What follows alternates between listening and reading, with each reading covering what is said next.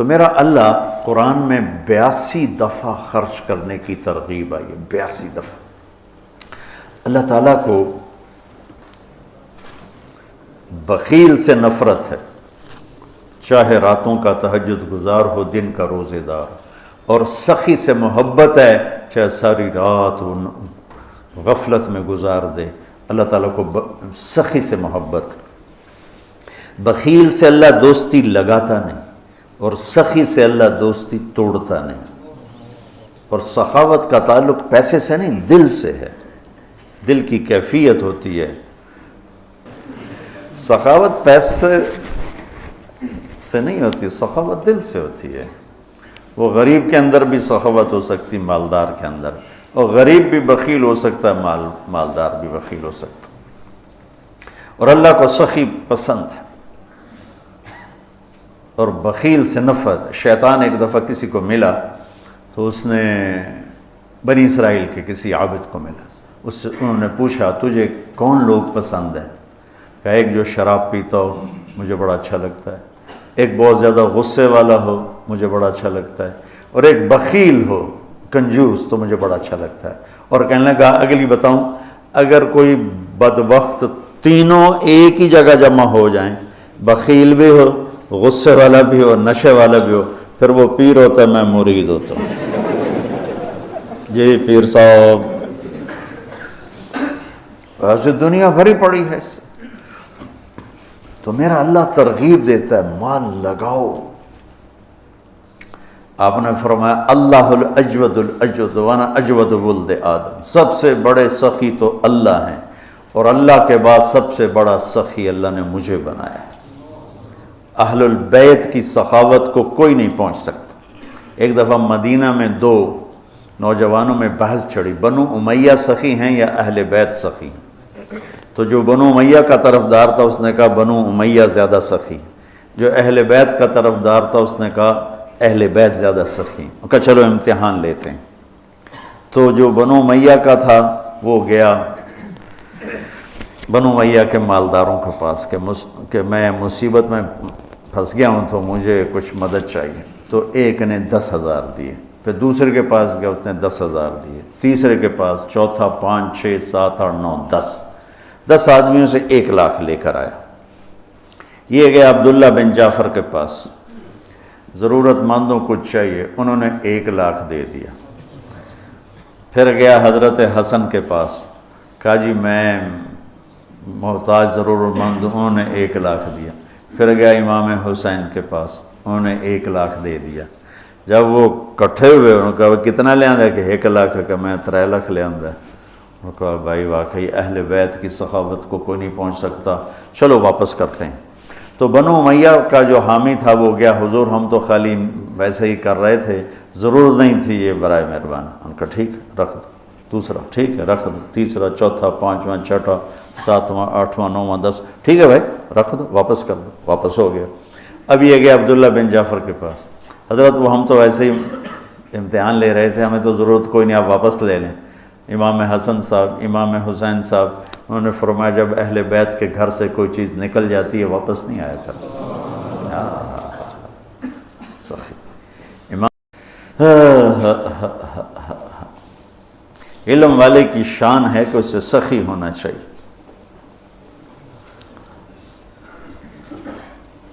حضرت عمر رضی اللہ عنہ کی دعا سنو، اللہم انی شدید فلینی وبخیل فسخنی۔ یہ تو توازن کہتے بخیل فسخنی، ورنہ ان حضرات کی سخاوت کو کون پہنچ سکتا ہے، لیکن یہ میں حضرت عمر کی دعا آپ کو بتا رہا ہوں۔ تو اللہ کو سخاوت پسند ہے۔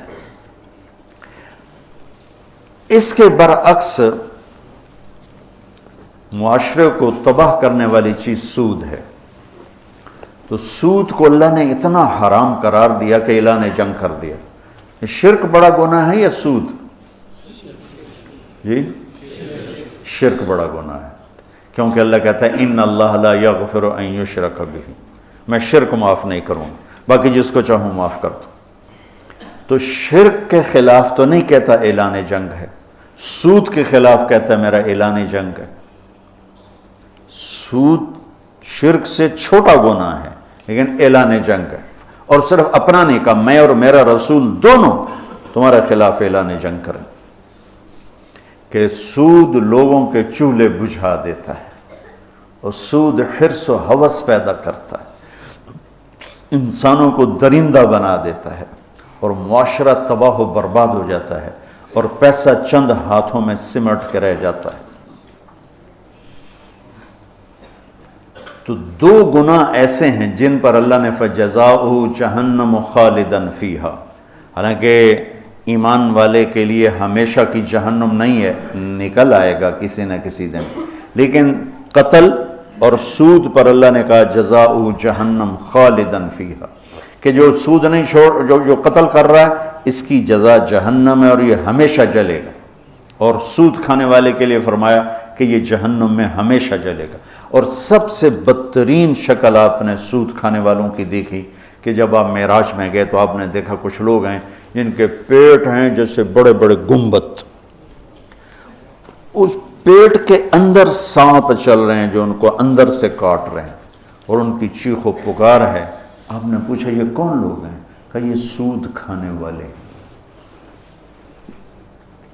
تو ایک تو بینک سود پہ پیسہ دیتے ہیں، سود پر، اور ایک عام لوگ بھی اب سود پہ پیسہ دیتے ہیں۔ میں لکی مروت گیا تو مجھے ایک شکایت یہ بھی ملی کہ یہاں حد سے زیادہ لوگ سود پہ پیسہ دیتے ہیں، بغیر قرض حسنہ کوئی دیتا ہی نہیں ہے، جب بھی دیں گے سود پر دیں گے۔ اور اللہ اس کے رسول سے اعلان جنگ قبول ہے چند ٹکے کے پیچھے، چونکہ اسلام سخاوت کا درس دیتا ہے، اسلام فیاضی کا درس دیتا ہے، سبق دیتا ہے، تو اور سخاوت سے معاشرہ خوبصورت ہو جاتا ہے، محبوب ہو جاتا ہے۔ ایک دفعہ عبداللہ بن جعفر اور حسنین کریمین علیہم السلام یہ مکہ سے مدینہ آ رہے تھے، راستے میں بھوک لگی تو ایک بابا اور بڑھیا کا خیمہ، تو کہنے لگے ہم ہاشمی لوگ ہیں، کچھ کھانے کو مل جائے گا؟ اس نے کہا بیٹھیں، تشریف رکھیں۔ تو ایک بکری کھڑی تو اس نے گرا دی، تو انہوں نے پوچھا آپ کے پاس کچھ اور بھی ہے؟ کہا بس یہی ہے۔ کہا تو آپ اس کو ہمارے لیے ذبح کر رہے ہیں تو خود کیسے گزارا ہوگا؟ تو وہ کہنے لگا مہمان تو بھوکا نہیں جائے گا، میرا گزارا آپ پہ اللہ کرے گا۔ تو انہوں نے وہاں کھانا کھایا اور کہا کہ جب مدینے آؤ تو ہم سے مل لینا۔ اب ایک ہی بکری تھی، وہ ذبح ہو گئی، تو وہ بھوک نے تنگ کیا، تو بابے نے کہا بڑھیا سے کہ اب چلیں مدینے، شاید وہ لوگ مل جائیں تو کچھ ان سے ہماری مدد ہو جائے۔ چلو بھائی، دونوں گلی میں جا رہے تھے، امام حسن کی نظر پڑ گئی، انہوں نے پہچان لیا۔ کہا بابا جی مجھے پہچانتے ہو؟ ان کا جی نہیں۔ کہا ہم آپ کے مہمان ہیں۔ غلام سے فرمایا اس کو 1000 بکریاں دے دو اور 2000 دینار دے دو، اور حسین کے پاس بھیج دو۔ حسین کے پاس بھیج دیا۔ انہوں نے پوچھا بھائی صاحب نے کتنا دیا ہے؟ کہا 1000 بکری اور 2000 دینار۔ کہا 1000 بکریاں دے دو، 2000 دینار دے دو، اور انہوں نے عبداللہ بن جعفر کے پاس بھیج دیا۔ انہوں نے پوچھا میرے بھائیوں نے کیا دیا ہے؟ کہا جی 1000 بکری، 2000 دینار۔ تو فرمانے لگے غلام سے کہ 2000 بکریاں دے دے، 4000 دینار دے دے۔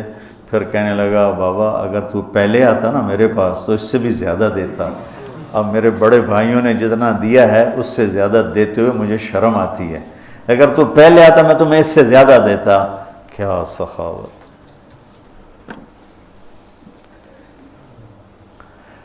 تو سود اس لیے اللہ نے حرام کیا کہ زندگی کی رونق کو چھین لیتا ہے اور انسان کو یہ درندہ بنا دیتا ہے، وحشی بنا دیتا ہے۔ شکر ہے مطلب اب ایک ہے سود پہ لینا، پیسہ لینا، اس سے کاروبار کرنا۔ تو اگر کاروبار صحیح ہے تو سود دینے کا گناہ موجود ہے۔ بہرحال یہ مفتی صحیح بتائیں گے، میں مسئلہ تو نہیں بتاتا۔ اگر میں کپڑا کے کاروبار کر رہا ہوں، یہ کاروبار کی میری کمائی حلال ہوگی، سود دینا میرا حرام ہوگا، لیکن جو سود لے رہا ہے اس کا تو سارے کا سارا غلاظت اور گندگی ہے، تو نجاست ہے۔ اور جو اعلان جنگ ہے وہ بھی سود لینے والے کے خلاف اعلان جنگ ہے۔ تو تیار ہو جاتے لوگوں کے مجبوریوں سے فائدہ اٹھاتے ہو، ہمارا تمہارے خلاف اعلان جنگ ہے۔ اور اللہ تعالیٰ کو سخی پسند ہے، سخاوت پسند ہے۔ تو سود انسانیت کے ماتھے پر ایک بدنما، جتنی دنیا میں اس وقت اکانومی فلاپ ہو رہی ہے اور مالدار ملکوں میں بھی ایک تباہی آئی ہوئی ہے، اس کے پیچھے سود سب سے بڑی، سود، سٹا، جوا، یہ تین چیزیں ایسی ہیں جو اکانومی کو، معیشت کو تباہ و برباد کر دیتی۔ اور چوتھا ادھار، ہمارے سارے کاروبار ادھار پہ چلے گئے ہیں، اور میرے نبی نے ادھار کی ہمیشہ نفی فرمائی، اور ادھار کو ہمیشہ، آپ مقروض کا جنازہ نہیں پڑھتے تھے، حالانکہ خود قرضہ اٹھایا ساری زندگی تاکہ بازار اپنی اصلی شکل پہ قائم رہے۔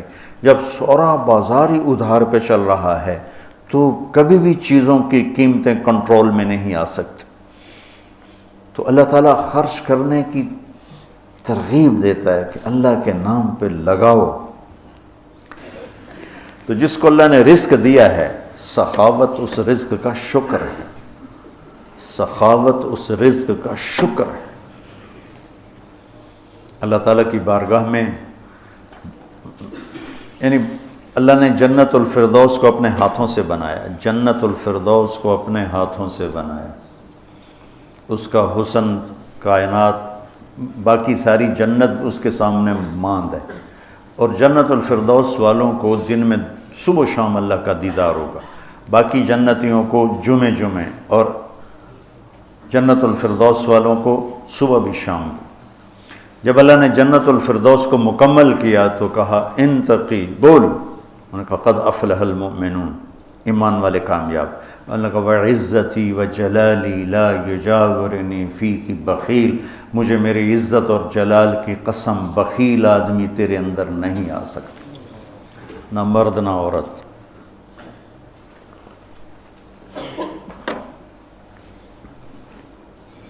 تو اللہ سے مانگو کہ اللہ ہمیں سخی بنائے، اور جہاں تک آواز جاری، سود سے بچو، سود سے بچو، یہ زندگی کی رونق لے جاتا ہے، یہ کاروبار، یہ جتنی ہماری ٹیکسٹائل تباہ ہے یا بڑی بڑی انڈسٹری تباہ ہے، یہ کہتے تو ہیں نا حکومت کا قصور ہے، ان کے اپنا قصور کہ 99.9% اپنا لالچ، اپنا حرص، اپنا ہوس اور ہیرا پھیری اور چکر بازی، اور اس سے بینکوں سے ساز باز، اس نے آ کر ہماری تجارت کو آ کر ڈبو دیا ہے۔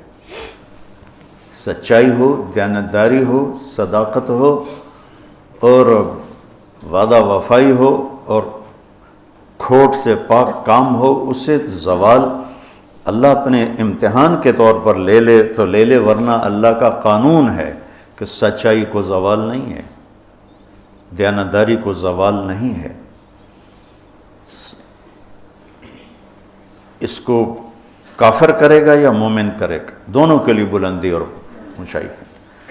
تو آج 2-3 چیزیں ہو گئیں، باقی انشاءاللہ